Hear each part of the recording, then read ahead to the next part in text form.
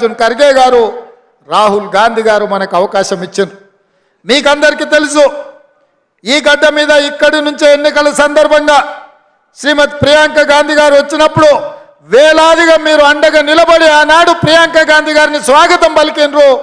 ఆనాడు కాంగ్రెస్ పార్టీ జెండాను ఈ గడ్డ మీద ఎగరేస్తాం, తెలంగాణ రాష్ట్రంలో గెలిపిస్తామని మీరు మాట ఇచ్చిండ్రు. కాబట్టి ఈరోజు గాంధీ కుటుంబం, కాంగ్రెస్ పార్టీ ఇవాళ ఆశీర్వదించే తెలంగాణ రాష్ట్ర ముఖ్యమంత్రిగా అవకాశం ఇచ్చిండ్రు. మిత్రులారా, ఇవాళ ఆలోచన చేయండి.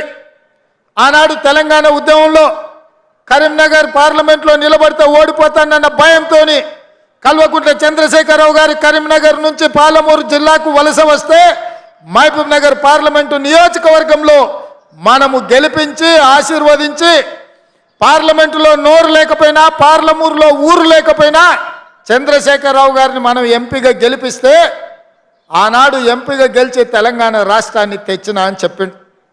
నేను అడుగుతున్న ఇవాళ ఈ వేదిక మీద నుంచి మాజీ ముఖ్యమంత్రి కల్వకుంట్ల చంద్రశేఖరరావును, ఆనాడు ఎక్కడి నుంచో వలస వచ్చిన నిన్ను, వివిధ ప్రాంతాలకు తట్టపని, పారపని, మట్టి పని, బొగ్గుబాయి, దుబాయ్ లాంటి వలసలు పోతున్న మా జిల్లా ప్రజలు వలస వచ్చిన నిన్ను పార్లమెంటు సభ్యుడిగా గెలిపిస్తే తెలంగాణ రాష్ట్రం వచ్చిన తర్వాత 10 సార్లు ముఖ్యమంత్రిగా ఉన్నావు కదా, మా ప్రాంతానికి ఏమైనా చేసినవా?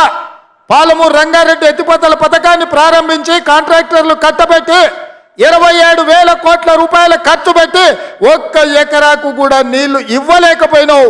ఈరోజు ఈ గడ్డ మీద ఈ ప్రజలకు నువ్వు క్షమాపణ చెప్పిన తర్వాతనే మళ్ళీ ఈ జిల్లాలో నువ్వు ఓటు అడగాలి అని చెప్పి చంద్రశేఖరరావు గారిని గట్టిగా డిమాండ్ చేస్తున్నా.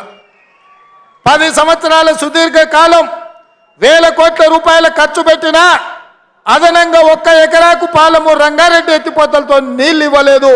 మా ప్రజల్ని నమ్మించినావు, మా ప్రజల్ని నట్టేట ముంచినావు.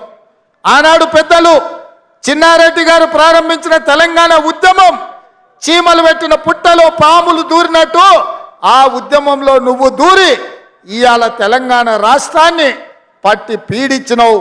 అయినా ఈరోజు ప్రజలు చీదరించి ఓడగొట్టి ఇంట్లో కూర్చోబెడితే ఇంట్లో